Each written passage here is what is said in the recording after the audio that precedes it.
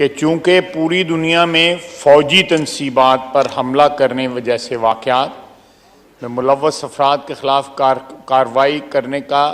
وہاں کی افواج کو اختیار میسر ہے، پاکستان میں بھی ایسے عناصر کے خلاف قانونی اور آئینی تحفظ حاصل ہے، لہٰذا ان واقعات میں ملوث تمام افراد کے خلاف پاکستان آرمی ایکٹ 1952 کے تحت بلا تاخیر کارروائی مکمل کر کے سزا دلوائی جائے۔ جناب اسپیکر، ساری دنیا میں یہ جو نمبر 4 پیرا ہے یہ اس لیے یہاں اس قرارداد میں ڈالا گیا ہے کہ ساری دنیا میں جب فوجی تنصیبات پہ اسی ملک کے یا دشمن ملک کے، یہ لازمی طور کے اوپر جو ہے میں نہیں سمجھتا ہے کہ پاکستان کے کوئی شہری یا پاکستان سے محبت کرنے والا شخص جو ہے وہ فوجی تنصیبات کے اوپر یا ہمارے شہداء کے جو نشان ہیں ان کی جو یادگاریں ہیں ان پہ حملہ کرے گا۔ کوئی پاکستانی جو ہے یہ بات نہیں کر سکتا۔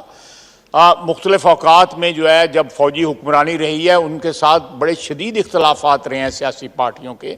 لیکن یہ ایک بات مسلمہ ہے کہ ہمارے وطن میں شہداء کی عزت اور پاکستان کے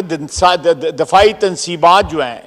جناب والا ایک میاں والی کے ایئر بیس پہ 85 جہاز کھڑے تھے اس وقت جن کو جلانے کی کوشش کی گئی، اور جب ان تک نہ پہنچ سکے جو باہر ایک جہاز جو ہے یادگار کے طور پہ تھا اس کو جلا دیا گیا۔ یہاں پہ GHQ کے اوپر